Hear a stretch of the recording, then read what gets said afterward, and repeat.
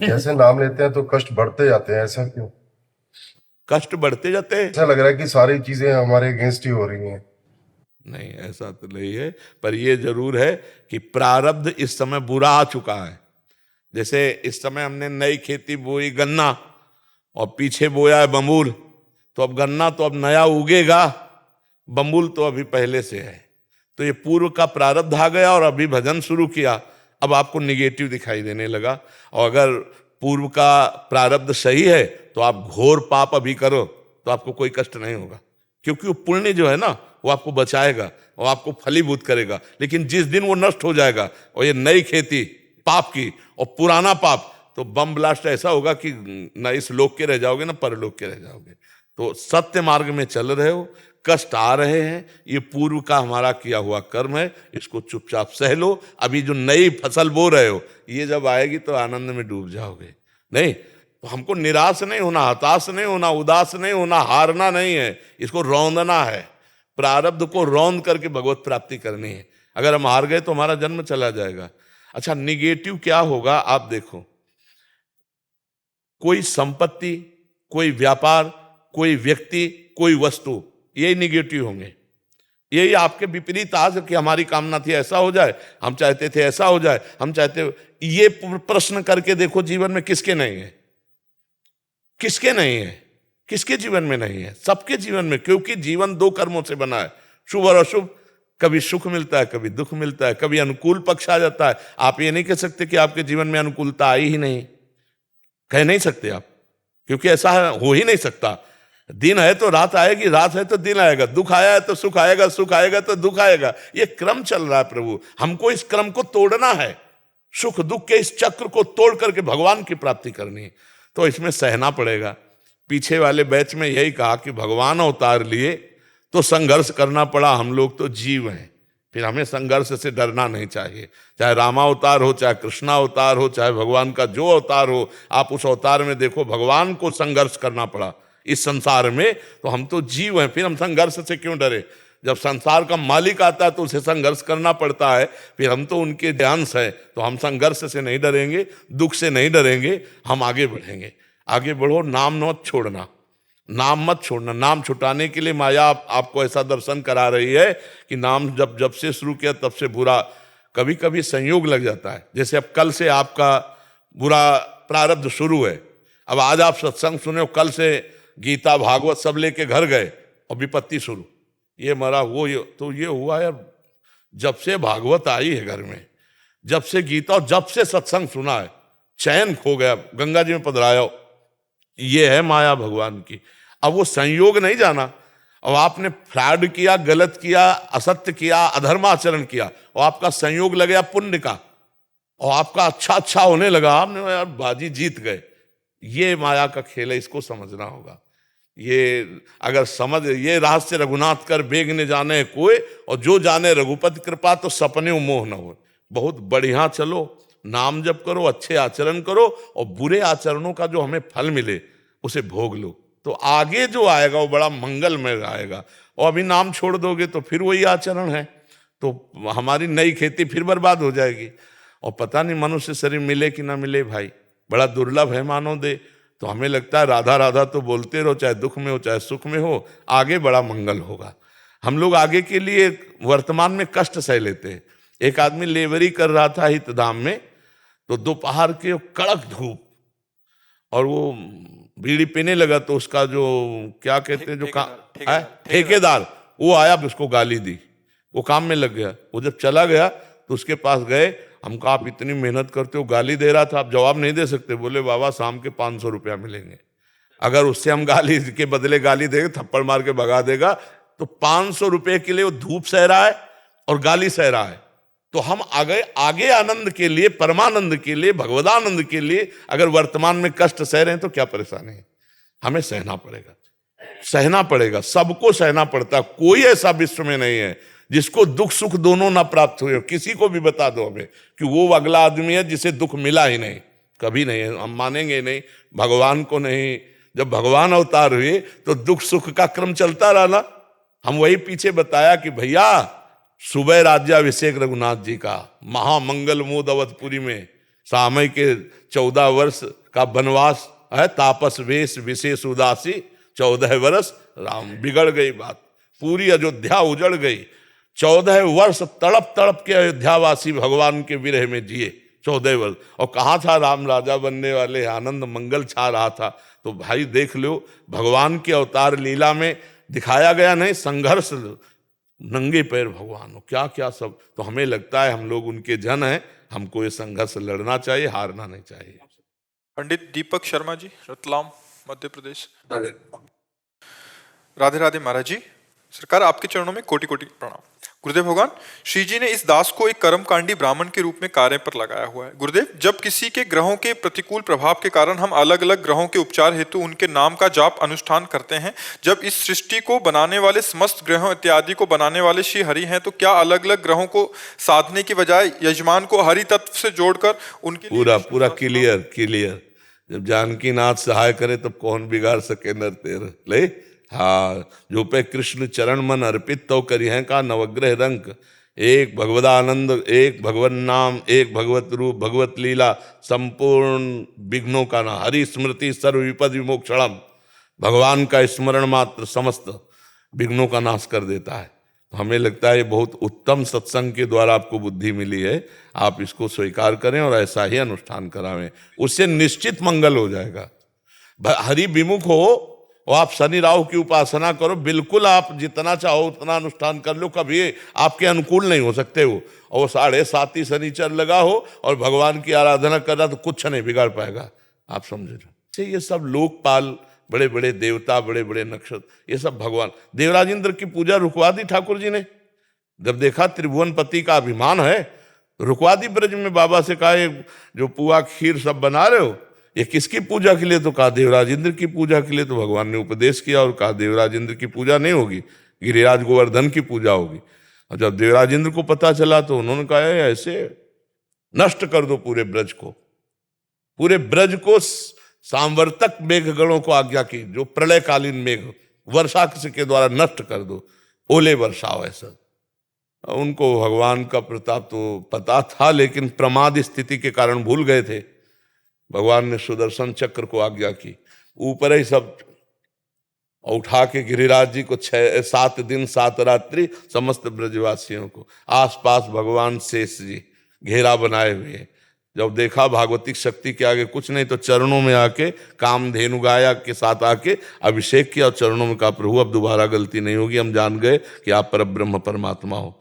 तो कोई भी ग्रह नक्षत्र देवी देवता जब भगवान की शरण में हो जाया जाता है तो कोई कुछ नहीं बिगाड़ सकता है और रक्षा करेगा। जैसे आप भागवत में देखिएगा जड़ भरत जी का प्रसंग। जड़ भरत जी को एक काली उपासकों ने, दस्युराज था तो उसने संकल्प किया था कि यदि संतान होगी तो हम नर बलि देंगे। तो संतान हो गई तो एक आदमी को पकड़ के ले आए, और वो आदमी को बढ़िया सब खान पान के लिए फ्री कर दिया। तो जो खवा रहा था उसने कहा खाओ, इसके बाद गड़ासा भी चलेगा, तुम्हारी बलि दी जाएगी। अब वो अवसर निकाल के भाग निकला। अब उन जो दस्यु के अनुचर थे उन्होंने कहा तो हम ही को बलि चढ़ा देगा। अगर हमने कहा कि भाग गया है वो, तो जल्दी ढूंढो। तो देखा तो ये ब्रह्मबोध संपन्न महापुरुष जड़ भरत जी शरीर भाव से ऊपर उठे हुए एकदम। अरे कहा इससे बढ़िया कोई अब होगी बलि, पकड़ लिया, बांध लिया। तो महापुरुष उन्होंने सोचा प्रारब्ध है, ले गए, स्नान कराया, खीर पुआ पवाया, खूब आराम से खा लिया, तिलक लगाया। और जे ही देवी के सामने गर्दन झुकाई तो देवी की प्रतिमा में ऐसी जलन पैदा हुई कि देवी प्रतिमा फोड़ करके प्रकट हो गई और वही तलवार लेकर अपने ही पूजकों को काट डाला। जड़ भरत जी के प्रसंग में देखना, जो भगवान का भक्त है, जो ब्रह्म ज्ञानी है, उसको कोई ग्रह नक्षत्र देवता उसका कुछ बाल बाका नहीं कर सकते, क्योंकि सब में ब्रह्म बुद्धि रहती, भगवत बुद्धि रहती। तो हमें लगता है सही उपचार यही, हरि स्मृति सर्व विपद विमोक्षणम। समस्त दुखों से बचने का उपाय एकमात्र भगवान के चरण है। हाँ, चरणों का चिंतन करना ही समस्त दुखों से मुक्त होना है। ऐसे भगवान से विमुख रहो, चाहे जितना आप किसी को अनुकूल करने की कोशिश करो, कोई जा पर कृपा राम की हुई ता पर कृपा करे सब कोई, ये सिद्धांत समझ ले। बहुत उत्तम बात है जी। हेमविज जी, न्यू दिल्ली से। राधे राधे। स्वामी जी, मन में बिल्कुल स्थिरता नहीं है, कैसे स्थिरता लाएं? किसी का स्थिर नहीं है। साधना से स्थिर होता, किसी का स्थिर नहीं है। पानी को कहीं भी छोड़ो नीचे ही जाएगा। अगर पानी को ऊपर चढ़ाना है तो यंत्र की जरूरत है? नहीं, यंत्र की जरूरत है। अब मन को कहीं भी छोड़ो विषयों में जाएगा। अगर उसको भगवत मार्ग में चढ़ाना है तो मंत्र की जरूरत है। जपो मंत्र डट के, और मंत्र से देखो ये ऊर्ध्व गति को जाता है कि नहीं जाता है। मंत्र जब जपते हैं तो ये विषय रस, नाना प्रकार की गंदी बातें दिखाता है, आप उससे बचते रहिए। जैसे बाजार में जा रहे हो, अपनी चीज से मतलब पूरी बाजार खुली है तो मन पूरी बाजार लगा देगा, ये भोग, ये बात, ये बात, ये आपको कोई पसंद मत करो, चुपचाप भजन करते रहो, सब डिलीट होता चला जाएगा। ऊर्ध्व गति होगी मन की। अब इसके लिए मेहनत करनी पड़ेगी, अपना प्रयास और गुरु कृपा दोनों से मन एकाग्र हो जाता है। ऐसा नहीं कि एकाग्र नहीं हो जाता। जैसे जैसे मन निर्मल होगा वैसे वैसे एकाग्र होता चला जाएगा, जैसे जैसे मलिन होगा वैसे वैसे चंचल होता चला जाएगा। तो नाम जप करो, मंत्र जप करो। ये प्रश्न पूरे विश्व का है, आपका ही नहीं। किसका मन एकाग्र है? जो भगवान में लगे उन्हीं का एकाग्र है, जो मंत्र में लगे उन्हीं का एकाग्र है। जितना लगे उतना एकाग्र है, नहीं तो चंचलता का तो स्वरूप ही मन का है। अर्जुन जी जैसे भगवान के मित्र हैं, सखा हैं, भगवान जिनका रथ आकर, वो कह रहे हैं मन बड़ा चंचल है प्रभु, ये कैसे बस में होगा? तो भगवान ने कहा वैराग्य और अभ्यास, नाम जप का अभ्यास करो, गलत बातों का त्याग करो। गलत बातें जो आ रही हैं, गलत क्रियाएं तभी होती हैं जब गलत बातों की स्वीकृति करके हम संकल्प करते हैं तो क्रिया बन जाती है। हम बातें ही नहीं स्वीकार करते तो संकल्प ही नहीं बनेगा, क्रिया ही नहीं होगी। तो ये हुआ वैराग्य। और नाम जप कर रहे हैं, मंत्र जप कर रहे हैं, अभ्यास, अपने आप मन अचंचल हो जाएगा, स्थिर हो जाएगा, निर्मल हो जाएगा। समझ पा रहे हो आप? नाम जप के बिना भाई नहीं होगा। नाम जप दवा है, पक्की दवा है। मन को शांत करने के लिए, डिप्रेशन से मुक्त होने के लिए, भव समुद्र से पार होने के लिए, ब्रह्मबोध के लिए, प्रेम के लिए, जो चाहो वो सब प्राप्त कर सकते हो। नाम, हम जीवन का सार अपनी बात बता रहे। नाम पकड़ पाओ तो पकड़ लो, नाम जप करो, सब ठीक हो जाएगा। करके देख लो, एक बार ये भी खेल के देख लो ना। सब लोग कहते हैं कि सब करके मन भागता है जाप करने में। कोई परेशानी नहीं है। हम बिना बताए आपके आग छुआ दे, जलोगे ना? जान के छुओ तो जलोगे, अनजान में छुओ तो जलोगे, या कोई दूसरा छुआ दे तो जलोगे। क्यों? क्योंकि उसमें दाहिका शक्ति है। आप समझ रहे ना? अग्नि में दाहिका शक्ति है। ऐसे विष में मारण शक्ति है। प्यार से पी लो तो, कोई धोखे से पिला देते तो आपको मरोगे ना। ऐसे अमृत में, वो अमृत तो है तो प्यार से पियो या जैसे भी, ऐसे नाम में तारण शक्ति है। नाम भगवत प्राप्ति कराने में समर्थ है। भाव कुभाव अनख आलसहु, नाम जपत मंगल दिशि दसहु। दसों दिशाओं में उसका मंगल होगा। चाहे भाव हो, कुभाव हो, अनख हो, आलस्य हो, कैसे भी हो, मन लगे ना लगे, उसमें सामर्थ्य है, तारण शक्ति, वो आपका परम मंगल कर देगा। दसों दिशाओं में कहीं भी हो, ऊपर नीचे अगल बगल सब जगह आपका मंगल होगा जब नाम चल रहा है। इसलिए मुझे लगता है मन की चक्कर में नहीं पड़ना चाहिए कि मन लगे तो ही, मन लगे ना लगे, अपनी शक्ति का प्रभाव नाम दिखा के रहेगा। यद जिह्वागे वर्तते नाम तुभ्यम, जिसकी जिह्वा के अग्रभाग पर नाम विराजमान है। राम कहो, कृष्ण कहो, हरि कहो, राधा कहो, जो नाम प्रिय हो, आप देख लो आपका मंगल होगा कि नहीं होगा। हम अपने विश्वास से कहते हैं, अपने जीवन भर के अनुभव से कहते हैं, महापुरुषों के अनुभव से कहते हैं कि नाम के बिना मंगल नहीं हो सकता। नाम के बिना मंगल नहीं हो सकता। गर्जना करके कहते हैं। हाँ, जो ये तो हमारा जीवन धन है, हमारा प्राण है, हमारा सर्वस्व है। पर हम इसलिए कह देते हैं कि रुचि विभिन्नता के कारण किसी के ऊपर ऐसा नहीं। अगर कोई राम जपता है तो वही राधा है, वही राम है। कोई कृष्ण जपता है, कोई शिव जपता है, कोई माँ जपता है। हमारी दृष्टि में भेद नहीं। पर अगर हमसे पूछो तो हमें जो गुरुदेव ने दिया है वो राधा नाम मेरा जीवन सर्वस्व है। हाँ, राधा नाम, राधा राधा राधा, ये हमारा जीवन है, यही हमारा प्राण है। राधा नाम है जीवन हमारा।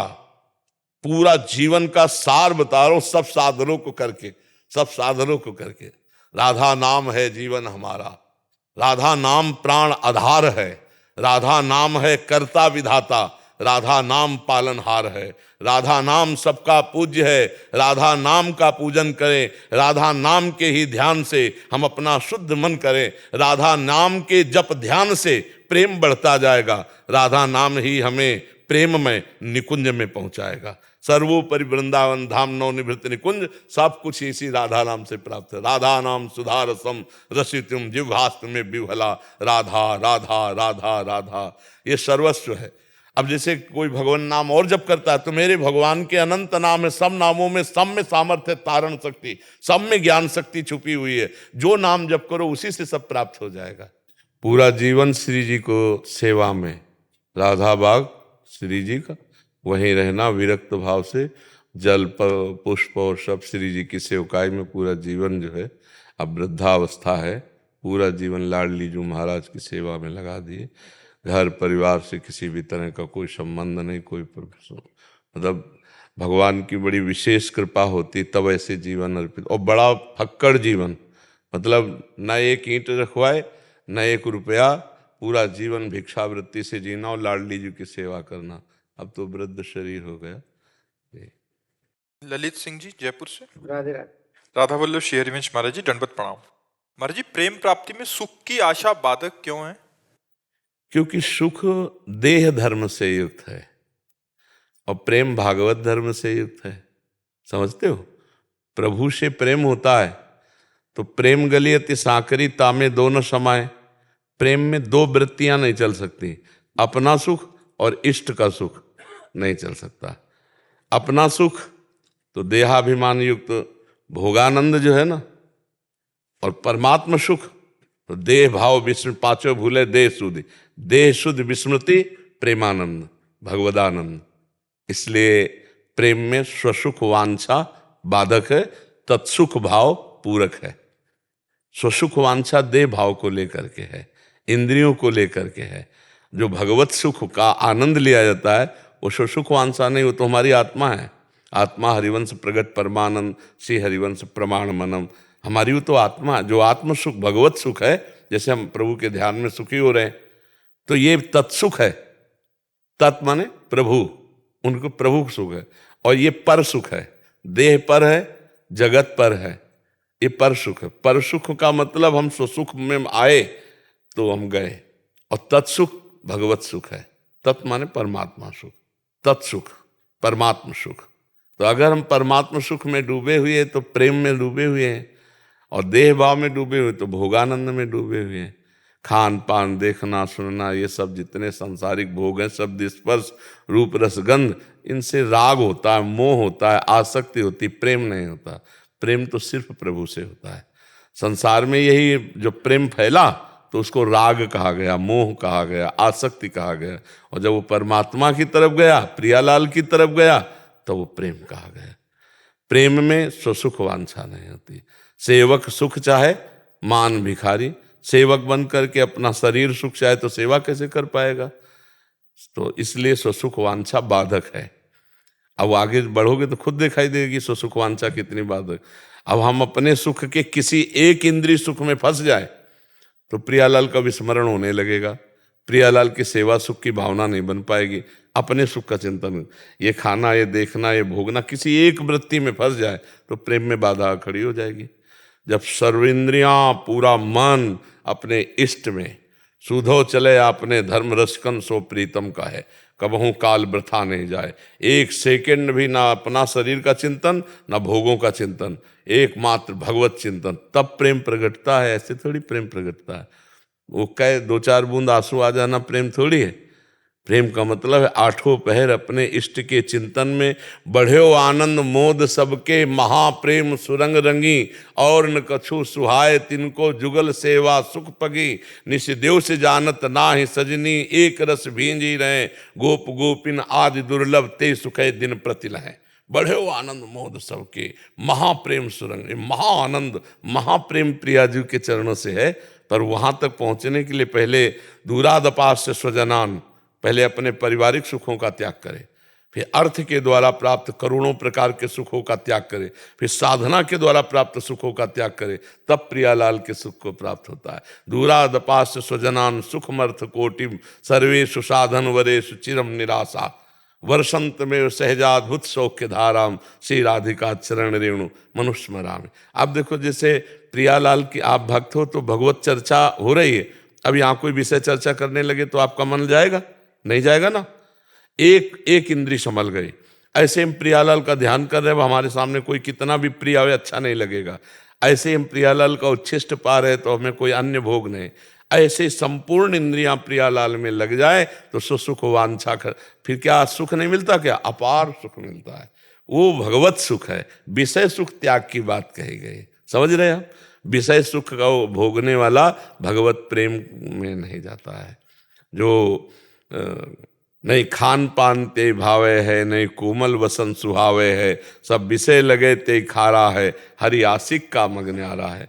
नारायण हरि भजन में पांचों न सुहात, विषय भोग, निद्रा, हंसी, जगत प्रीति, बहुबात, ये अच्छा नहीं लगता प्रेमी जनों को। अपने आप से सुख वांछा का नाश हो जाता है। अब खूब चाहे खान पान सुख चाहे अपने, तिनको प्रेम छुअत नहीं सपने। जो हमें अच्छे अच्छे भोग मिले सो वो ये प्रेमी नहीं, ये विषयी पुरुष है, भगवान की आड़ में वासनाओं का खेल खेल रहा है। समझ पा रहे आप जी। जगते भयो फिरे वैरागी, तब वृंदावन रस में अनुरागी। प्रियालाल के प्रेम में तब जब संसार का राग हटे तभी तो। अगर संसार के राग में फंसा है तो फिर प्रेम नहीं। समझ पा रहे आप, कोई संशय? जब प्रेम में अष्ट विकारों का होना आवश्यक है। भैया जब बुखार आ जाएगा तो सारे लक्षण आ जाएंगे।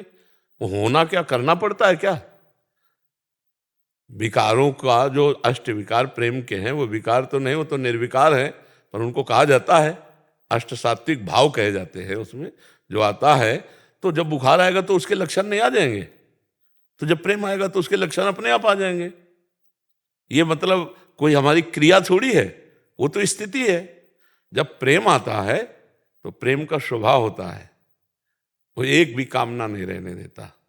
कामना रहितम, माया के 3 गुण है, गुण रहितम, सूक्ष्मतरम, अनुभव स्वरूपम, प्रतिक्षण वर्धमानम, ये प्रेम का लक्षण है। जहां प्रेम आया तो रुदुस्वरम राजन, वो भगवान के लिए रोता है, कभी नाचता है, कभी गाता है, कभी हंसता है। छिन छिन रुदन करंत, छिन गावत आनंद भरी, छिन छिन हार हसंत, ये जो कृपा हरिवंश की, छिन छिन विहरत संग, छिन छिन निरखत प्रेम भरी, छिन जस कहा तब। अब स्थिति आ गई तो अपने आप कभी रोमांच हो रहा है, कभी कंपायमान है, कभी रुदन कर रहा है, कभी एक अलौकिक दशा में बैठा हुआ, बाहरी कोई प्रेम का लक्षण नहीं, अंदर भाव समाधि लगी हुई है। ये सब स्थिति में होता है। उसमें थोड़ा है कि अष्ट सात्विक विकार करना पड़ता है क्या, ये तो फिर नाटक हो जाएगा। वो होता है, वो स्थिति होती है उसकी। समझ पा रहे हैं आप जी। नवीन ठकराल जी। राधा वल्लभ श्री हरिवंश महाराज जी। महाराज जी, साधक संजीवनी जी के एक अध्याय में एक श्लोक में व्याख्या में बोला है कि ब्रह्म को निर्गुण निराकार, परमात्मा को सगुण निराकार और भगवान को सगुण साकार बताया। महाराज जी, ब्रह्म, परमात्मा और भगवान में क्या अंतर है, इसके बारे में? वाटर, पानी, तोय, जल, इनमें क्या अंतर है? बस इतना है। योगी उसे परमात्मा कहते हैं, ज्ञानी उसे ब्रह्म कहते हैं, भक्त उसे भगवान कहते हैं और प्रेमी जन उसे लाडले कहते हैं। हमारे लाडली लाल की जय। तो यहाँ भगवान भी नहीं कहते, यहाँ तो प्यारे राधा वल्लभ लाल की जय, प्यारे बांके बिहारी लाल की जय, प्यारे राधा रमण लाल की जय, ऐसा यहाँ नहीं कहेंगे। भगवान राधा वल्लभ लाल की जय ऐसा कहेंगे तो समझ लेना बाहरी है, वो अपने वृंदावन का प्रेमी नहीं है। यहाँ तो लाल कहा जाता है, लाडले कहा जाता है, लाडली जो कहा जाता है। तो उन्हीं को ज्ञानी जन ब्रह्म कहते हैं और योगी जन परमात्मा कहते हैं और भक्त जन भगवान कहते हैं और प्रेमी जन प्रीतम कहते हैं। कोई अंतर तो नहीं, आप समझ गए? अरे एक सवाल था, जैसे कहते परमात्मा सगुण है, तो सगुण तो हम मानते हैं आप हमारी बात समझिए। जाकी रही भावना जैसी, प्रभु मूर्ति देखी तिन तैसी। वो निराकार तो निराकार समझ में आएगा, वो साकार तो साकार समझ में आएगा, वही स्त्री पुरुष तो स्त्री पुरुष समझ में आएगा, जड़ चैतन्य तो जड़ चैतन्य समझ में आएगा, वो पापी तो पापी समझ में आएगा, वो निष्पाप तो निष्पाप समझ, जैसा तुम देखना चाहो वैसा वो दिखाई देता है। जाकी रही भावना जैसी, प्रभु मूर्ति देखी तिन तैसी। वो क्या है, आज तक कोई निर्णय नहीं कर पाया, बस अपनी अपनी मति और गति तक वो समा गया। वो अथाह समुद्र है, आज तक कोई उसका निर्णय नहीं कर पाया कि वो ये है। वेद कहते हैं नेति नेति, अब कोई सगुण मान करके तृप्त हो गया, कोई निर्गुण मान के तृप्त हो गया, कोई साकार मान के तृप्त हो गया, कोई निराकार मान के तृप्त हो जाओ उसमें, जुड़ जाओ उसमें। वो क्या है ये अपनी बुद्धि से निर्णय नहीं कर सकते, क्योंकि हमारी तुम्हारी बुद्धि बनाने वाले हैं ब्रह्मा जी, और ब्रह्मा जी की बुद्धि में जिन्होंने बुद्धि डाली वो भगवान हैं। तो एक अंश से ब्रह्मा जी प्रकाशित हैं, तो अनंत महिमाशाली भगवान को ब्रह्मा जी के द्वारा पूरी सृष्टि में एक अंश हमारे अंदर है। हम कैसे, कल ही चर्चा कर रहे थे कि ये भैया सीपी से समुद्र नहीं उलीचा जा सकता। सीपी समझते हो, एक कीड़ा होता है उसमें ऐसे दो ऐसे ढक्कन जैसे होते हैं, हाँ उसको सीपी कहते हैं। हमारी बुद्धि सीपी है और प्रभु क्या है, समुद्र है। तो हमको जो भाव रुचे, हमको वो मार्ग पकड़ करके रसास्वादन करना चाहिए। वो क्या है ये आज तक पूरा कोई फाइनल नहीं कर सकता। क्या है ये फाइनल नहीं हो सकता। फाइनल तो बस जो तुम मान लो उसी में आसक्त हो जाओ, बस बात बन जाएगी। आप मान लो कि मेरे बेटे में भगवान है, आपको वहीं साक्षात्कार हो जाएगा। तब प्रहलाद जी से पूछा कहाँ है तेरा हरि, तो उनका तलवार में है तुम्हारी, जो हमारे मारने के लिए उठाए हो, और जिसमें बांध के रखा है इस खंबे में हरि है, तुम में है, हम में। उसके दिमाग में बसी तेरे खंबे में हरि है। एक घूंसे का प्रहार करना चाह देखा तो वो रूप नरसिंह भगवान का, अरे कहो सो कहाँ जहां प्रभु नाई। अब जहां तुम्हारी रति हो जाए, अगर आपको यह है ना कि घट घट में नारायण है, तो आप यहीं बैठे बैठे बद्री नारायण के दर्शन करो। ये सब भगवान नारायण, भगवान श्री हरि, चिद चिद लक्षणम सर्वम राधा कृष्णमयम जग, जो भावना करो, सिय राम मैं सब जग जानी, करो प्रणाम जोरी जुग पानी। बस सारा खेल है अपना दिमाग को, अपना दिल क्या मान करके लग रहा है। आज संसार मान करके लगे हो तो भी वही परमात्मा है। सब कोई परमात्मा से प्यार करता है, पर अनजाने में। जैसे प्यारा पुत्र है और उसके अंदर से परमात्मा चला जाए, तो पुत्र के शरीर को कितने दिन रख पाओगे। अगर आपसे पूछा जाए कि इसी से प्यार करते थे अब क्यों हटा रहे हो, बोले नहीं वो चला गया। तो क्या उसको जानते थे क्या, बोले नहीं, जानते तो इसको थे। शरीर से प्यार करते पर अनजाने में हम परमात्मा का आदर करते हैं। अगर हम परमात्मा से आदर पूर्वक प्यार कर लें तो निहाल हो जाए। सब में वही भैया, कहीं भी अंतर नहीं है। और जो कोई उनको निराकार मानता है तो निराकार अनुभव में आते हैं, साकार मानता है तो साकार अनुभव में आते हैं। जैसी भावना करोगे वैसे ही भगवान अनुभव में आएंगे। एससी सिंह जी लखनऊ से। राधे राधे महाराज जी। महाराज जी मैं कुछ दिनों से नियमित नाम जप कर रहा हूँ और अभी 30 नवंबर को सेवानिवृत्त हुआ हूँ। महाराज जी मेरा एक प्रश्न है। महाराज जी हमें ना तो पूर्व जन्मों का कुछ ज्ञान रहता है और ना ही इस जन्म में 8-10 वर्ष की अवधि तक कुछ याद रहता है। बाद में हम इस संसार व्यवहार, पूजा पाठ, ध्यान, सत्संग आदि से एक स्वरूप पाते हैं और उसे ही अपना स्वरूप मानने लगते हैं, जबकि ये संसार हम स्वरूप नहीं है। तो हमारा मूल स्वरूप क्या है? क्या प्रभु का अंश होने के कारण हमारा मूल स्वभाव प्रभु का ही है एवं पृथक कोई स्वरूप नहीं है? परंतु भगवत दर्शन होने तक हम एक काल्पनिक स्वरूप बना लेते हैं। आप कहते हैं कि हम मन काल्पनिक और भावनात्मक में अंतर। काल्पनिक सांसारिक बात होती है और भावनात्मक भागवतिक होती है। हम भावात्मक स्वरूप करते हैं, हम भाव करते हैं, कल्पना नहीं। कल्पना संसार की होती है, भावना भगवान की होती है। पवित्र शब्द और उसको लाओ भावनात्मक। हम एक भावनात्मक मूर्ति बनाते हैं। हम स्कूल में जब पढ़ते थे तो मानी संख्या दी जाती थी, उससे सवाल हल हो जाता था। आपको पता है, मानी संख्या कुछ भी आप रख लो और सवाल हल हो जाएगा। तो ये संसार का जो प्रश्न है कि परमात्मा एक है पर वह अनेक रूपों में है। अब मानी संख्या आप मान लो परमात्मा किसमें, माता में, पिता में, भाई में, बंधु में, गुरु में, पशु में, पक्षी में, दीवाल में, पत्थर में, लकड़ी में, जहां भी तुम मानो मानी संख्या मेरे पर ब्रह्म परमात्मा। अब सवाल हल हो जाएगा। एक जगह आसक्त हो जाओ, मेरे श्री विग्रह में, कहीं भी परमात्मा भाव से, वो सब ये सारे रूप प्योर शुद्ध परमात्मा के हैं, प्योर, कोई मिलावट नहीं।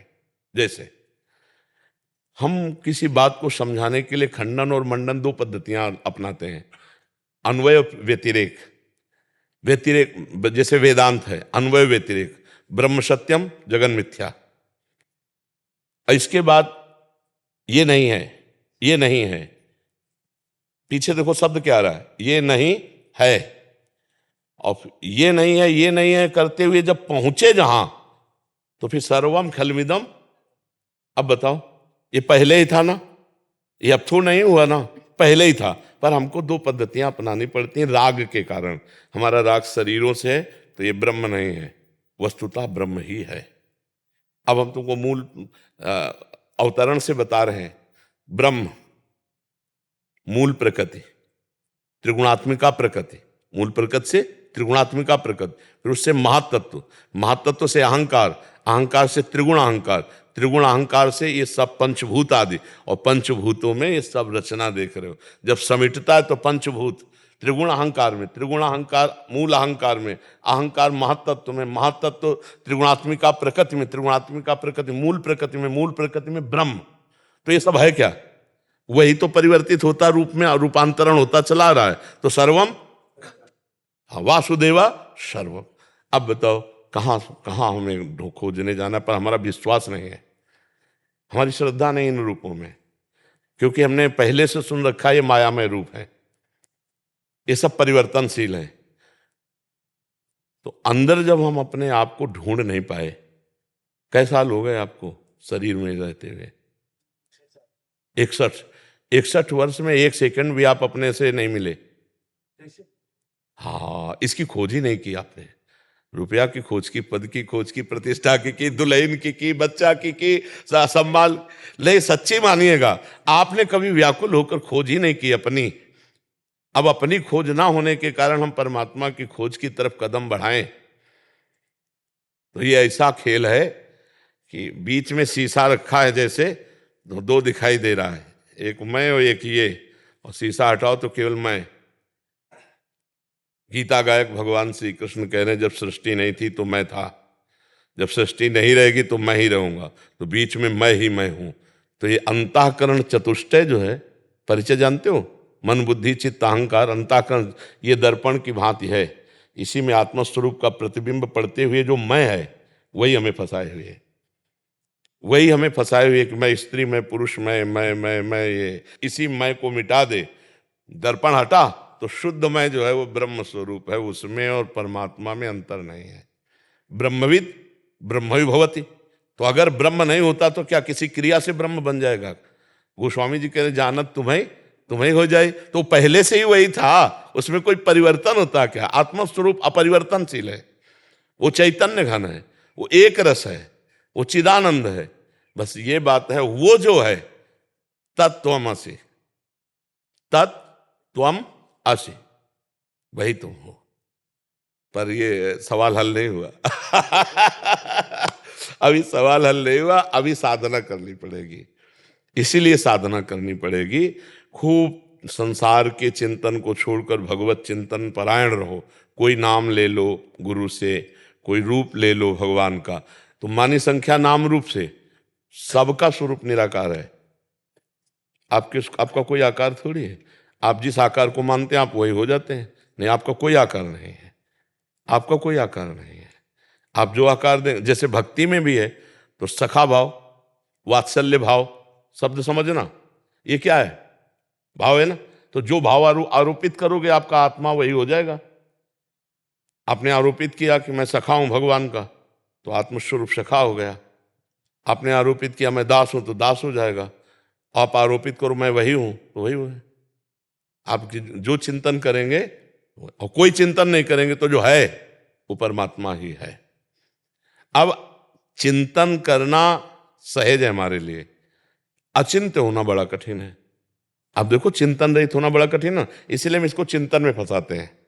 भगवान के नाम रूप लीला धाम शास्त्र आज्ञा में तो धीरे धीरे चिंतन करते करते जब ये पवित्र होंगे तो अचिंत हो जाएंगे। मन बुद्धि जब तक मलिन तब तक चिंतन है, असत चिंतन के, हाँ सत चिंतन।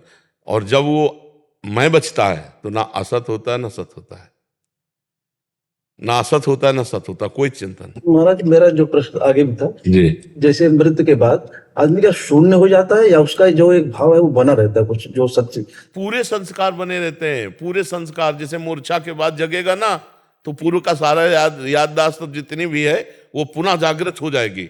ऐसे ही हमारे जितने संस्कार कर्म हैं वो जागृत हो जाए। केवल ये हमें याद नहीं रहेगा कि हम पूर्व में किसके यहाँ थे और मनुष्य थे। पूरी आदतें, ये नहीं आदत, हाँ, पूरी आदतें और पूरे कर्म शुभ अशुभ उसके संस्कार में रहेंगे, ये रहेंगे। वो बस उसको ये स्मृति नष्ट हो, जैसे इसी जन्म की हमें स्मृति नहीं, माँ के गर्भ में हम थे 9 महीने, क्या स्मृति है क्या? ये बहुत छोटी स्मृति अपनी देख लो इसी जन्म में कि हमारी माँ की स्मृति नहीं है कि हम माँ के गर्भ में कैसे कष्ट सह रहे थे, तो हम पूर्व जन्म की बातें क्या जाने। ये बड़ी कृपा है भगवान ने जो विस्मरण करा दिया। अगर वो सब याद रहता तो हम डिप्रेशन में होते, कभी उबर नहीं पाते, नहीं उबर पाते। भगवान ने बड़ी कृपा की, परसों क्या खाया आपने, तो आपने याद करना पड़ेगा परसों की बात। बड़ी कृपा की जो विस्मृति करवा रहे हैं, पर इतनी कृपा कर दे कि अपनी विस्मृति न करवावे, अपनी स्मृति करवा दे तो सब बात बन जाए। महाराज जी कहते हैं कि मनुष्य जन्म जी और मुमुक्षुत्व जी, और आप जैसे सत्संग की प्राप्ति, हाँ। ये तीनों दुर्लभ है। हाँ अब जब ये मिल गए हैं, हाँ, तो अब अपना काम बना लो। ध्रुवदास जी महाराज कह रहे, बार बार तो बनत नहीं या संजोग अनूप, मानुष तन वृंदा विपिन रसिकन संग विरूप। रसिक महापुरुषों का संग, भगवद उपासना का रंग, इतना बढ़िया अवसर मिल गया। आप एक क्षण भी नाम न छोड़ो, आपको अपने स्वरूप का भी बोध हो जाएगा, प्रेम हो जाएगा, जो चाहोगे वो प्राप्त हो जाएगा। नाम पकड़ लो। हम आपको कह रहे हैं ज्ञान मार्ग, योग मार्ग, कर्मकांड, भक्ति, सबसे हम गुजरते हुए आए हैं। क्योंकि ब्राह्मण के घर जन्म हुआ था तो नैष्ठिक ब्रह्मचर्य कर्मकांड का पूरा बचपन से, गायत्री अनुष्ठान आदि, बलिवैश्य देव आदि, पितृ तर्पण आदि, ये सब। अब इसके बाद संन्यास, ज्ञान मार्ग, तो ज्ञान और योग प्रधान होता है, ज्ञान में योग प्रधान होता है, वो दोनों का। और इसके बाद ये महाप्रेम रस, वृंदावन नित्य विहार रस। इसलिए आखिरी तुम्हें बात बताते हैं, नाम, नाम का सहारा ले लो, सब ज्ञान प्राप्त हो जाएगा। जो राम राम नहीं कह पाते थे, मरा मरा बोलते थे, वो ब्रह्म ज्ञानी हो गए और वाल्मीकि रामायण की रचना की। आप नाम पे, और नाम नहीं है तो अटकल लगाने से ब्रह्म बोध नहीं होगा। ये नाम के द्वारा गति प्राप्त होती है, जब हृदय में एकदम कोई आकांक्षा नहीं, विनिवृत्त कामा और अद्भुत आनंद, तो उसी आनंद में अपने स्वरूप का बोध होता है। अपने को द्वारा, अपने स्वरूप, इंद्रियों के द्वारा या मन बुद्धि के द्वारा नहीं होता। स्वरूप बोध अपने आप से अपने आप का होता है। मन बुद्धि की ताकत नहीं है स्वरूप तक पहुंचने की, समझ रहे हैं? खूब नाम जप करो, पहले साधन करो तो साध्य तक पहुंचा जा सकता है। मयंक जी हरियाणा से, राधा वल्लभ श्री हरिवंश महाराज जी। महाराज जी, बचपन से ही माँ भगवती के दर्शन, उनके धाम का सानिध्य और कृपा से आपका सत्संग मिला। क्या एक ही समय पर माता जी के दर्शन की लालसा व उनसे प्रिया लाल की प्रीति मांगना व प्रिया लाल की शरणागति होना गुरु अनन्यता में विघ्न है? हमें लगता है अनन्यता तो वही है कि अन्य न रह जाए चिंतन में, अन्य कोई है नहीं, वही वो है, इसी का नाम अनन्यता है। श्री हनुमान जी महाराज से श्री रघुनाथ जी कह रहे हैं, सो अनन्य गति जाके असमति नटरे हनुमंत, मैं सेवक सचराचर रूप स्वामी भगवंत। हम जिस भाव में हैं वही भाव चराचर जगत में फैल जाए तो उसे अनन्यता कहते हैं, अन्य कोई रह ही न जाए। जैसे हम देवी माँ के उपासक हैं, तो देवी प्रपन्नार्ति हरे प्रसीद, प्रसीद मातर जगतो खिलस्य, प्रसीद विश्वेश्वरी पाहि विश्वम, त्वमीश्वरी देवी चराचरस्य। हे माँ, तुम्ही चराचर रूप में प्रकाश, माँ के सिवा कोई है ही नहीं, केवल माँ है माँ। यही अनन्यता होती है। अभी सही माने में अनन्यता नहीं आई है, इसलिए प्रश्न आ गया। नहीं, कृष्ण में काली, काली में कृष्ण, रामकृष्ण परमहंस जी माँ काली में ही सब कुछ अनुभव कर लिया, क्योंकि वह एक ही परम तत्व है ना, वो रूप विविध धारण किए हुए पर तत्व एक है। ये बात जान गया सो अनन्य हो गया। और ये मेरे हो, ये तेरे हो, ये मेरा संप्रदाय, ये तेरा संप्रदाय, ये मेरे इष्ट, ये तेरे इष्ट, लड़ाई झगड़ा निंदा स्तुति, ये दोनों अज्ञानी हैं, ये कुछ नहीं जानते हैं। जो जानता है तो ये है कि ये क्रूरा अपि पापिनो न च सताम संभाष्य दृश्यास्ते सर्वानुवस्तया निरीक्ष परम स्वाराध्य बुद्धिर्मम। क्रूर दुष्ट पापी नीच जिससे संभाषण भी नहीं किया जा सकता, ऐसे पुरुष के भी हृदय में मेरे प्रभु विराजमान हैं और उनको नमस्कार कर। जड़ चेतन जग जीव जत सकल राम में जान, बस उच्च कोटि की अनन्यता यही है। अब छोटी मोटी बातों की अनन्यता हमारी समझ में नहीं आती है। नहीं, मेरा मंदिर तेरा मंदिर, मेरी उपासना तेरी उपासना, मेरा मेड़ ये तेरी मेड़, ये हमारी समझ में नहीं आती। सब नीली छतरी के नीचे रह रहे हैं, मेरी मेरी मेरी। तो इसका मतलब अज्ञान ही है, हम उसे ज्ञान नहीं मानते। सच्चा ज्ञान ये है, बढ़ाओ अपने भाव को और पूरे विश्व को समेट लो अपने हृदय में। सब मेरे, कोई झगड़े नहीं रहे, सब मेरे। और प्रायः ऐसी अनन्यता न धारण करना चाहता है कोई, न धारण करने की योग्यता है। जहां देखो वहां मेड़ की बात हो रही, मेड़ बात रखे, ये वो बस कुछ नहीं। बस लड़ाई झगड़ा, निंदा स्तुति, सब ये। जिधर देखो उधर कूड़ा करकट दिमागों में फैल रहा है, अनन्यता के नाम पर कट्टरता और एक दूसरे की निंदा स्तुति। इसे अनन्यता आना हमारे शास्त्र में कही गई है। विद्या विनय संपन्ने ब्राह्मणे गविहस्तनी सुनी चय सुपाके चा पंडिता समदर्शिना। विद्या विनय संपन्न ब्राह्मण में, गाय में, कुत्ते में, चांडाल में, सब में, हाथी में एक ही परमात्मा को जो देखता है वही सच्चा देखता है, वही ज्ञानी है, उसी की दृष्टि है। तो शास्त्र क्या कह रहे हो, हम क्या समझ रहे हैं? तो भला अनन्यता को कैसे समझ पाएंगे हम? अनन्यता को समझने के लिए हमें महापुरुषों की चरण रज का सेवन करना पड़ेगा, उनकी बात समझनी पड़ेगी, वैसे चलना पड़ेगा। यह अध्यात्म है, तब समझ में आता है। आप समझ पा रहे हैं जी? एक प्रश्न हो कि मतलब कि ये जो है, तो हमारा जैसे मन करे का है चलो बाबा के मिलिया में अपने, तो जैसी मतलब कि इच्छा होए का है तो जाए कोई ना कोई परेशानी होए। जैसे कि अब के लास्ट में जो आएगा जब जाके पसली में लग गई तो ये आई ना पाई हो कि मैं कितना बड़ा कपटी हूँ, तो वो दिक्कत रह रही है। पर हम ये जरूर कहते हैं कि जब हम सत मार्ग में कदम उठाते हैं तो कुछ न कुछ विघ्न हमें रोकना चाहते हैं। तो हमें विघ्नों से हारना नहीं है और इसको इस तरह लेना चाहिए कि जैसे पसली पे लगा तो हमारी बहुत बड़ी कोई अंग टूटने वाला था तो हमें थोड़ा सा झटका दे दिया, क्योंकि हम सत मार्ग में जाना चाहते थे। हम संत दर्शन या भगवंत दर्शन, ये बड़े सौभाग्य का विषय होता है। संत दर्श को चालिए तज माया अभिमान, एक एक पग में कह रहे हैं कोटिन यज्ञ समान। संत मिलन को चालिए तज माया, जीव जीव पग आगे पड़े तो कोटिन यज्ञ समान। तो भगवान और भगवत प्रेमी संतों के भाव में जाने के लिए अगर कोई विघ्न पड़े तो उसको निगेटिव कभी न ले कि यार जब जब सोचते हैं बाबा के लिए तभी खतरा हो जाता है, तो सोचा ही मत ही। ऐसा ले। बाबा लोगों का कितना भी भला करो तो बुराई लास्ट में मिलती है, ऐसा क्यों? देखो इसमें भी थोड़ा सुधार कर लो कि नेकी कर दरिया में डाल। नेकी करने वाले से धन्यवाद लेने की इच्छा मत रखो। अगर धन्यवाद लेने की इच्छा रखोगे तो दुखी हो जाओगे। ये संसार है, तुम पानी पिलाओगे और बाद में तुम्हें जहर पिलाने की सोचेगा, ऐसा संसार है। पर हम अपना कर्तव्य करें।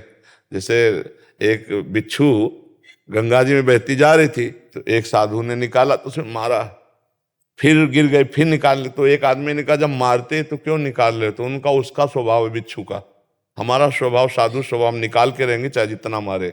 तो जैसे आप लोग भगवत पार्षद हो, दूसरे का हित कर रहे हो, तो उनका स्वभाव अगर दुष्ट है तो आपके प्रति दुष्टता का ही व्यवहार करेंगे। आप प्रसन्न भाव से सह जाओगे तो आपको श्री कृष्ण कृपा मिलेगी। स्वर्णिमा मिश्रा जी प्रयागराज से। राधा वल्लभ श्री हरिवंश महाराज जी, आपके चरणों में कोटि कोटि प्रणाम। महाराज जी, भक्ति किसी दूसरे देवी देवता के प्रति हो और जिन्हें गुरु रूप में स्वीकार करना चाह रहे हैं वो किसी अन्य देवी देवता का नाम की दीक्षा दे रहे हो, तो ऐसी परिस्थिति में गुरु दीक्षा हेतु क्या करें? नहीं लेना चाहिए। इष्ट मिले और मन मिले, मिले भजन रस रीति, तहा निशंक है मिलिए, तासों कीजे प्रीति। हमारा मन राम जी के चरणों में, हमको कोई और मंत्र दे तो रुचि नहीं रहेगी ना। और रुचि ही भगवत प्राप्ति कराती है। हमारी रुचि अगर संसार में है तो संसार का विषय आनंद, प्रभु में है तो भगवतानंद। अब हमारे प्रभु के विविध अवतार हैं, विविध रूप हैं, विविध लीला हैं। तो अगर हमारा जहाँ आसक्ति हो हमें कोशिश करना चाहिए उसी आसक्ति से युक्त गुरु की प्राप्ति। इष्ट मिले और मन मिले, मिले भजन रस रीति। अगर ऐसे अनजाने में प्रवचन सुना और गुरु मंत्र ले लिया और फिर बाद में आप उन पर मंत्र पर नाम पर दो कि हमारी तो अमुक पर और ये तो अमुक उपदेश किए हमारा, अब फिर खिचड़ी मन हो गया, अब मतलब आपका भजन परिपक्व नहीं होगा, अपराध बन जाएगा। इसलिए हम कहते हैं जल्दी गुरु मत करो, पहले समझो क्या उपासना है, क्या इनका उद्देश्य है, क्या है। अगर हमारा मन नहीं मिल रहा है तो हम और संत देखें, बहुत से संत भगवान हैं जो हमारे उपासना के अनुकूल मिल जाएंगे। हमको अपनी उपासना के, अगर हम एकदम कोरे कागज हैं तो कोई बात ही नहीं है, किसी संत महापुरुष के शरण में लेके चल दे। लेकिन अगर अपनी रुचि बन चुकी है कि हमारी राम जी में रुचि है, हमारी श्याम जी में रुचि है या हमारी अमुक, तो फिर अपनी रुचि के पुष्ट करने वाले गुरुदेव को वर्ण करना चाहिए। उससे उपासना में बहुत रंग आ जाएगा। विपरीत चिंतन करने में बहुत कठिनता आ जाती है। समझ किसका प्रश्न है? तो आप समझ पा रहे हैं? हाँ, तो ऐसे ही संत का वर्ण करो, ऐसे गुरुदेव का वर्ण करो जो आपकी उपासना के अनुकूल आपको उपदेश दे सके। आयुष मल्होत्रा जी। राधे राधे राधे महाराज जी। महाराज जी, अगर हार जाएं तो जीते कैसे? अपने ऊपर भरोसा कैसे करें? हमने तो हार कभी हार मानी नहीं, हजारों बार हार के अवसराय पर हार मानी नहीं, मुझसे जीत का एक इशारा माना। जब हार होती तो हम उसमें ढूंढते हैं कि मेरी हार कहाँ से हुई, कौन सा पॉइंट है जिसमें हमसे चूक हो गई, तो हमारी जीत का वो कदम बनेगा। हार को हमने कभी हार माना नहीं, कभी निराश नहीं हुई, कभी हताश नहीं हुई। जिद्दी स्वभाव, ये हम अपने लिए नहीं कह रहे, ये उत्तर दे रहे हैं हम आपको। हाँ, हार को कभी हार मानना नहीं, निराश नहीं, उदास नहीं, हताश नहीं। हार गया तो मैं किस पॉइंट से हारा मुझे देखना है, मेरे अभ्यास में कमी हुई या मेरे अंदर प्रमाद स्थिति आ गई। हम इसे भाग्य नहीं मानते। भाग्य को तो झाड़ू लगा के कोने में रखना है, नहीं तो भगवत प्राप्ति भाग्य से नहीं होती। हमारा भाग्य कितना बड़ा, पीछे का कर्म ही तो है। हम इतना विशाल कर्म करेंगे कि उसे दबा देंगे, राधा राधा राधा। और चूक कहाँ हुई? रात दिन अपने कर्तव्य कर्म के अभ्यास में दृढ़ हो जाए तो सबसे ज्यादा प्रवीण हो जाएगा। अभ्यास में बहुत बड़ी ताकत है, बहुत बड़ी ताकत। आंख मूंद करके आदमी को लिटा करके आसपास नारियल लग करके वो गन से मार रहा है, जरा चूक जाए तो उसकी खोपड़ी फट जाएगी। अभ्यास योग युक्तेन चेतसा नाम्ने गामिना। अर्जुन जी को अभ्यास से दिव्य बनना हुआ। जब देखा कि दीपक बुझ गया और भोजन का कवल मुख में ही गया, तो अर्जुन ने कहा ऐसा कैसे हो गया? हम प्रकाश में पा रहे थे, इसका मतलब इसका अभ्यास है। तो मतलब अभ्यास अगर हो जाए तो कुछ भी किया जा सकता है।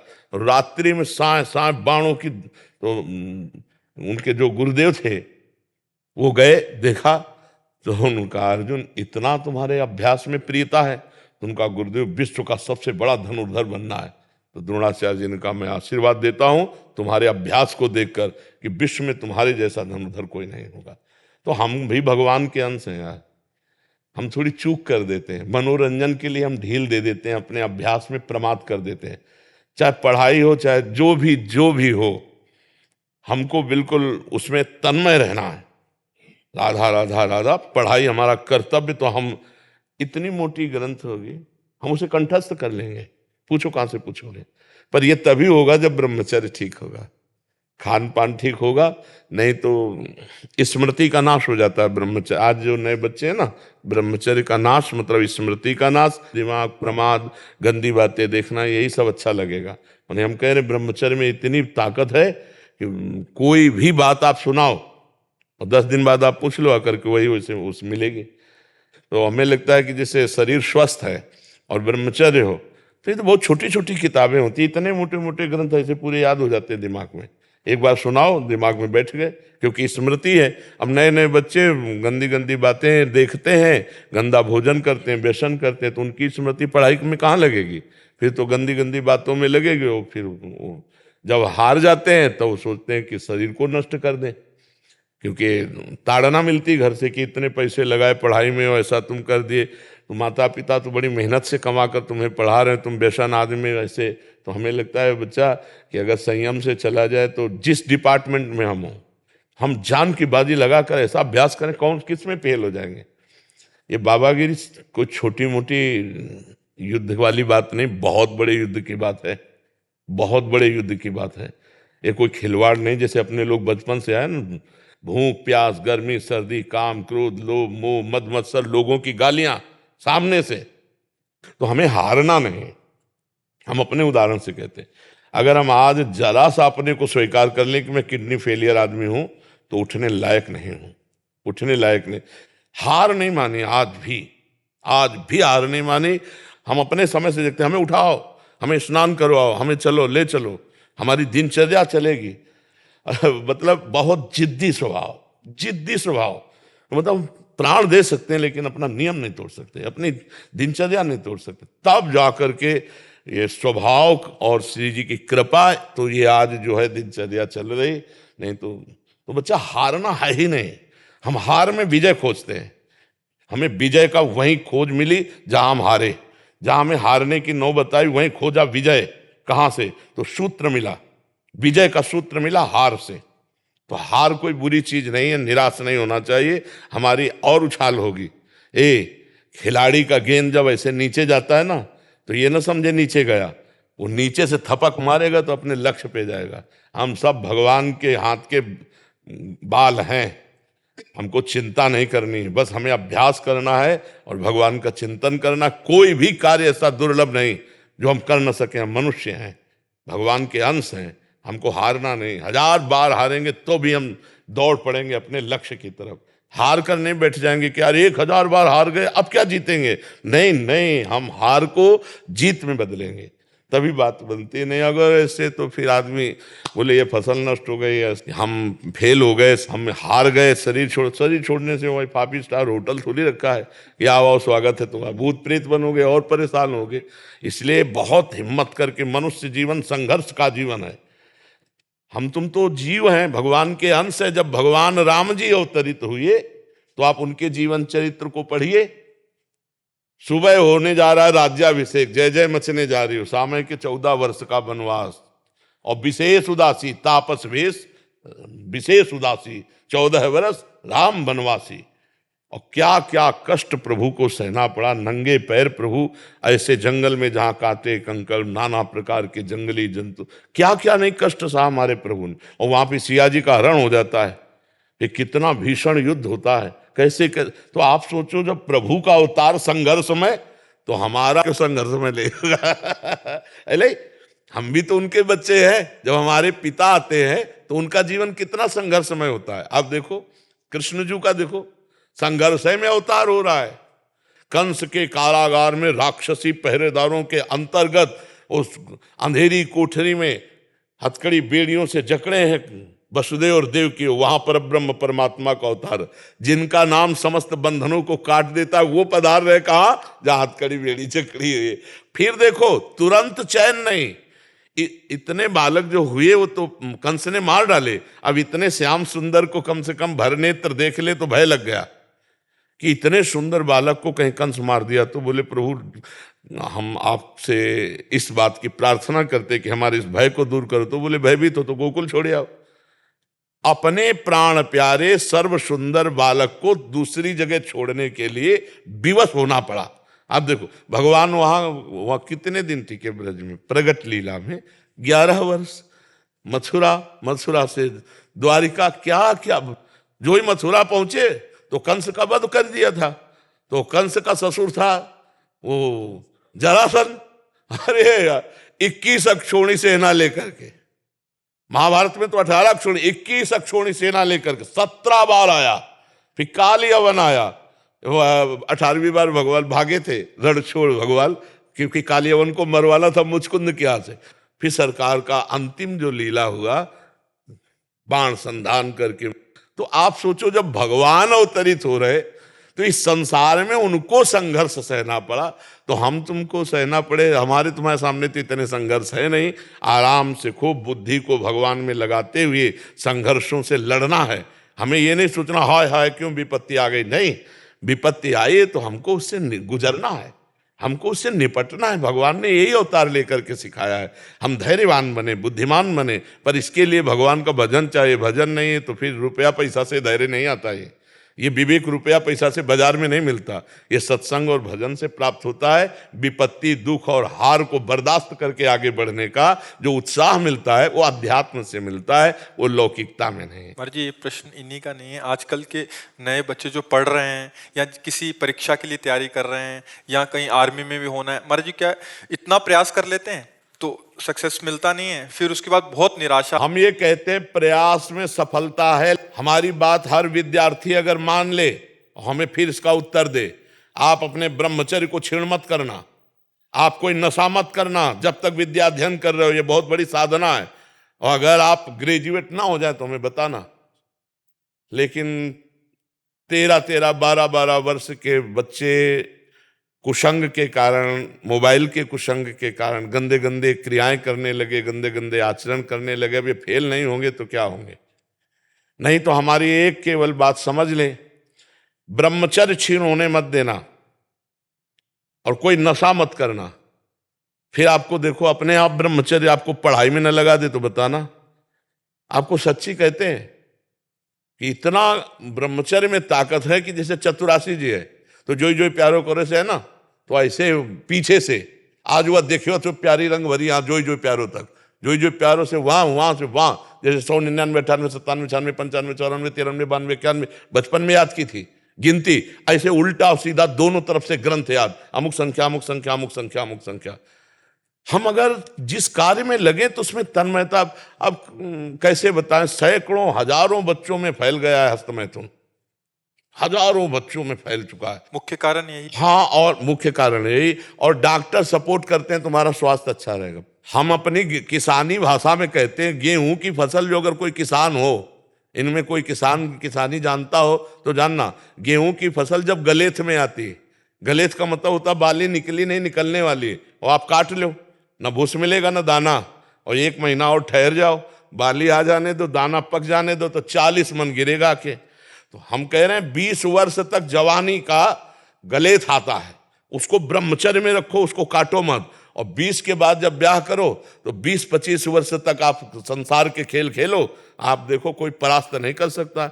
हम अभी 13, 14, 15, 16, 17, हाँ जवानी तो इधर उधर गंदी बातों में नहीं। तो हम कह रहे हैं कि ब्रह्मचर्य में अपार सामर्थ्य है, अपार सामर्थ्य है। ये नवीन बच्चे जो ब्रह्मचर्य नष्ट करें बहुत घातक, जैसे 20-21 के बाद ब्याह हो गया, अब उसके ब्रह्मचर्य कोई परिपक्व अवस्था आ गई, अब वो अगर गृहस्थी में प्रयोग भी करता है अपने ब्रह्मचर्य का तो 10-20 साल उसको चक्कर नहीं आएंगे, कोई परेशानी नहीं होगी। पर एक अपनी मर्यादा से जिसका पाणी ग्रहण किया, अब ऐसे पशुवत आचरण करोगे तब तो फिर नष्ट ही हो जाओगे। तो ये जो बच्चे फेल हो रहे हैं इनके 2 कारण हैं, ब्रह्मचर्य का नाश और व्यसन।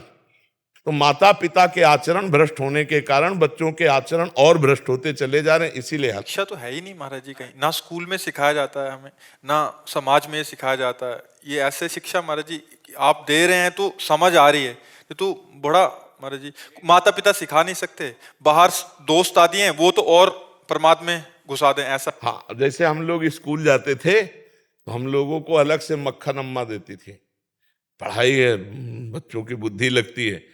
अब चाउमीन खा के स्कूल जाते या 1 लीटर मठा और 2 रोटी शाम की बनी हुई, और जब मीसो तो पूरा वैसे खस्ता की तरह जल्दी से सुबह पाया और दौड़ लगा के 3 किलोमीटर स्कूल था, स्कूल गए तो वो सब पच जाता था और पौष्टिकता थी।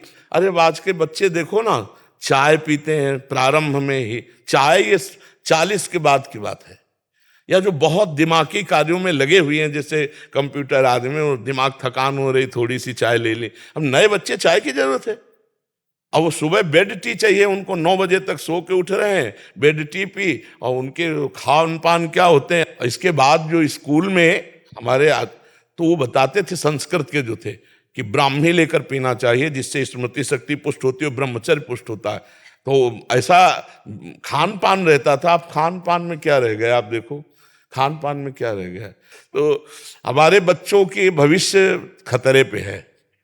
जब कभी बच्चे खड़े होते हैं आकर ना, कि उनको 2 शब्द में यही समझाते हैं, हमारी इतनी बात मान लो, गर्लफ्रेंड बॉयफ्रेंड इससे बचो, अभी ये अवस्था नहीं है। हम कहते हैं दोस्त बनाना पाप नहीं है, लेकिन दोस्त के साथ पाप करना पाप है। दोस्ती बना, दोस्ती कर लो। अगर आपको ऐसा लगता है कि हम दोनों दोस्त आजीवन रहे, तो अपने माता पिता से स्वीकृति लेकर पाणी ग्रहण करके बाद में पहले पढ़ो लिखो, नौकरी पेशा में आओ, दोनों दोस्त बने रहो, गंदा आचरण मत करना, और फिर पाणी ग्रहण करके फिर ब्याह करके, तो वो संबंध जीवन भर निर्वाह होगा। और ये जो पहले ही 10 दिन ये बॉयफ्रेंड ब्रेकअप, फिर 10 दिन वो बॉयफ्रेंड ब्रेकअप, ये हो क्या रहा है भैया? ये क्या हो रहा है? क्या चरित्रहीनता का खेल खेला जा रहा है? ये बॉयफ्रेंड गर्लफ्रेंड है? कहाँ है? मतलब अभी स्कूल चले थे पढ़ने के लिए और ये शुरू कर दिया तो हो गया बॉयफ्रेंड गर्लफ्रेंड। इसी में सब हेरा रही हमारी समाज। और हमें तो बार बार कहने में भी संकोच लगता है कि बच्चों की जो गंदी आदतें हैं, माता पिता को चाहिए कि उनके पास बैठकर मित्रवत बात करें, दोस्तवत बात करें और उनको बताएं कि देखो ये गंदी बात है, इसको त्यागो, और उसके लिए डॉक्टरों का सहयोग लें, जैसे आयुर्वेदिक औषधियाँ हैं, और उनको बताए कि हम मानते हैं तुमसे गलती हो गई, लेकिन तुम इसका सुधार करो। अपने बच्चों के बीच में घुसना चाहिए, उनके जीवनचर्या में, उनकी सोच में अपनी सोच मिलानी चाहिए। तो इसलिए हमें लगता है बच्चों से अब ऐसी बातें नहीं करना चाहिए कि अगर गलत किया तुम नहीं, अगर गलत हो जाए तुमसे ना, तो तुम हमारे पुत्र हो, हम तुम्हें दोस्त की तरह बचाएंगे, कोशिश करो गलती ना हो, अगर गलती होगी तो तुम्हारी गलती में हम सम्मिलित रहेंगे, हम तुम्हारे दोस्त भी हैं। तो बच्चे का उत्साह बनता है, वो अपनी हर बात माता पिता से शेयर कर सके तो बच सकता है। पर ऐसा प्रायः माता पिता नहीं होते हैं, प्रायः भय प्रदान कर देते हैं। हमें लगता है भय की वृत्ति से आप बच्चों को नहीं बचा सकते, प्यार की वृत्ति से बचा सकते हो, भय वृत्ति से नहीं बचाया जा सकता। और ये बहुत बड़ा रोग है, आपको हम कैसे बताएं। एक 13 वर्ष का बच्चा खड़ा होना मुश्किल हो गया। अब बच्चे हैं, उनको तो कुछ समझ में नहीं आ रहा, उनको तो लग रहा है सुख का साधन है, और वो 8-8, 10-10 बार तो खड़े होना मुश्किल हो गया। तो हमें लगता है यार बच्चों को बचाओ। तभी हमारे भारत की जो पीढ़ी है वो, इन्हीं में कोई एमएलए है, इन्हीं में कोई सांसद बैठा हुआ है, इसी में कोई महात्मा बैठा हुआ है। मान लो अपने लोग स्कूल में पढ़ रहे थे, पता थोड़ी होता कि हम एमएलए बनेंगे। अगर सही संस्कार हुए तो हमारे भारत का इसमें उत्थान होगा कि ये नई पीढ़ी संभाल ली जाए। माता पिता समाज मिल करके इनको व्यसन मुक्त करे, व्यभिचार मुक्त करे, तो ये आगे बढ़ सकते हैं। राधा राधा राधा राधा राधा राधा राधा राधा राधा